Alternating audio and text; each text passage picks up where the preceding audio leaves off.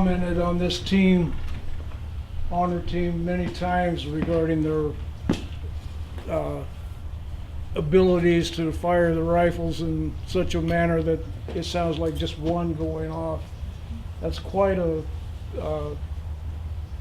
deed and happening, because it's almost impossible to get 3 rifles that sound like one. They do it consistently, but this morning my ears tuned in to something else.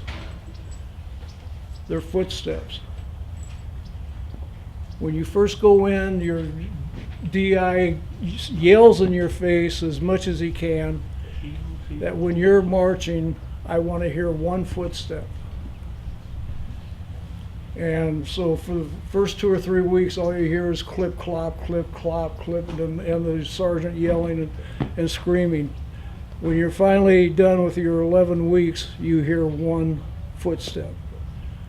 These guys have one footstep. That's all you hear. That's how much they work to be the sharp honor team to honor the troops that come out here to be buried. And that's what we're here for today. We're here to honor those who, for one reason or another, do not have a family present or willing or in existence to take care of the remains. So we do it. For any and all veterans whose family have not arranged for final honors, we have it. Taps, the firing of three volleys, and the folding of the flag. Every soldier, airman, coastie, sailor, jarhead, they all deserve that honor. And like I was telling you, is what I wanted to talk to you today. Was 50 years ago this month, was the Ai Valley. That was the first major clash between North Vietnamese regular armies and one of our combat units, the 1st Cavalry, who came in on the helicopters to save my butt, which was in Pleiku, north of the Ai Valley. We were being hit for almost 2 weeks on a nightly basis, and we were telling command, you have at least a regiment here, probably 2 regiments. They've never believed us. So they sent in these young guys from the 1st Cav who stepped off into a blender, but they held on and they pushed them back, and that was our first major conflict with the North Vietnamese regular army. So I believe the dates of the actual conflict are somewhere around the 15th through the 18th of this month. The prior contacts we had been going through, Special Forces camp up in the Highlands.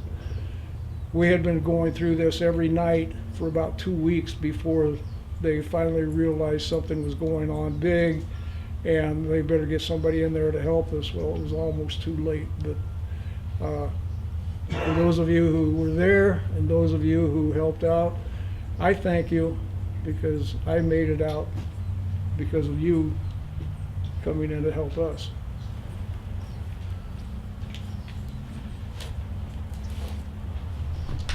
Today we are honoring, from Los Angeles County, Martin Eisensson, honorably served.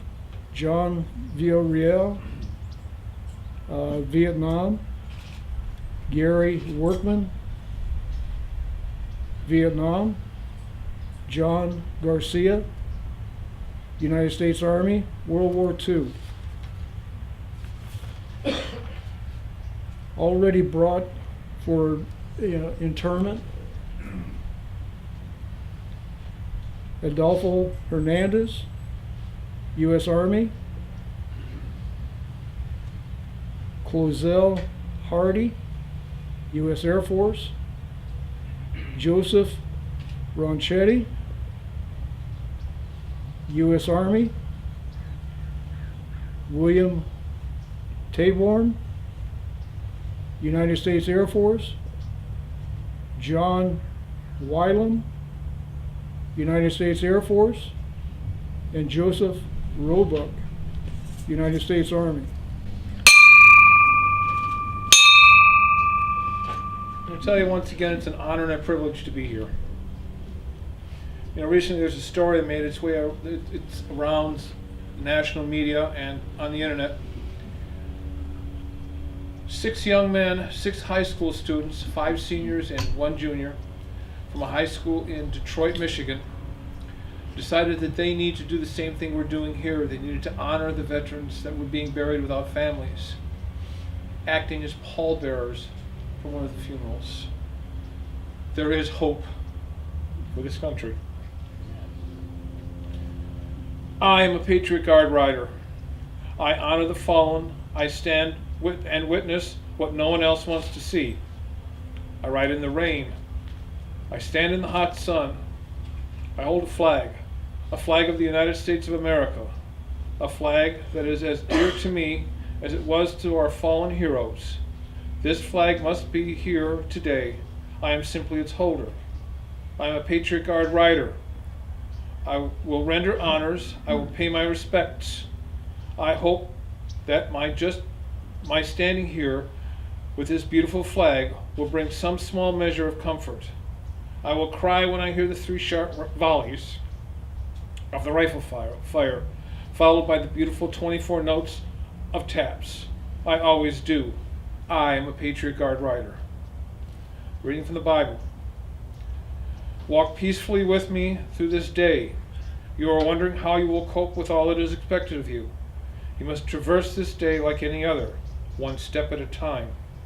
Instead of mentally rehearsing how you will do this or that, keep your mind in my presence and not on taking the next step. The more demanding your day, the more help you can expect from me. This is a training opportunity. A brief prayer. Dear God, we ask that you honor and bless these men that we honor today with veterans without families. We ask that you honor and praise and protect all of our troops everywhere in the world and all of our first responders here in the United States. God bless all of you. God bless the United States of America. Amen. Amen.